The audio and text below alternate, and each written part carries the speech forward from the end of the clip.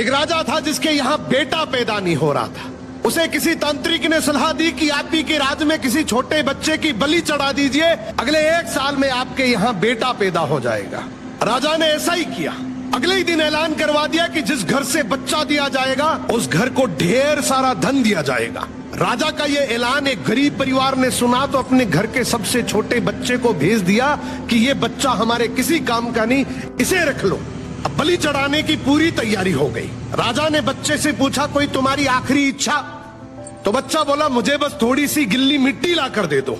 मिट्टी लाई गई तो उस बच्चे ने उस मिट्टी से छोटे छोटे 4 मकान बनाए और उसके बाद एक एक करके 3 मकानों को लात मारकर गिरा दिया, एक को रहने दिया और उसके सामने हाथ जोड़कर दुआ की और राजा को बोला, अब मेरी बलि चढ़ा दो। ये देखकर राजा को बड़ा अजीब लगा। वो डर सा गया कि शायद बच्चे ने कोई तंत्र विद्या की हो। उसने बच्चे से पूछा, तूने ये क्या किया था? तो बच्चा बोला, पहला मकान गिराया जो मेरे माँ बाप का था, जिन्होंने सिर्फ पैसों के लिए मुझे बेच दिया। दूसरा मकान रिश्तेदारों का था, उन्होंने भी मेरे माँ बाप को ऐसा करने से रोका नहीं, तो उनका भी मकान गिरा दिया। तीसरा राजा जी आपका तो काम है लोगों की रक्षा करना, लेकिन आप भी अपने लालच के लिए रक्षक से भक्षक बन गए। आपने तो अपने लालच के लिए मेरी जिंदगी खत्म करने की सोच ली, तो मैंने आपका भी महल गिरा दिया। और ये चौथा मेरे भगवान का घर है, उसके सामने मैंने हाथ जोड़कर कह दिया कि अब सब तू संभाल लेना।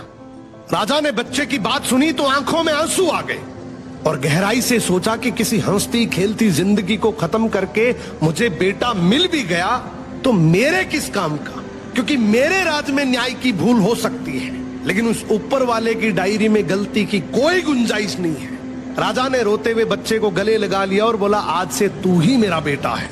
इस कहानी का मतलब है कि दुनिया के सामने झुकने से कुछ नहीं होगा, क्योंकि दुनिया अपने मतलब के लिए कुछ भी कर सकती है। झुकना है तो उस भगवान के सामने, जिसके सामने झुकने से तुम्हारा कोई कुछ नहीं बिगाड़ सकता।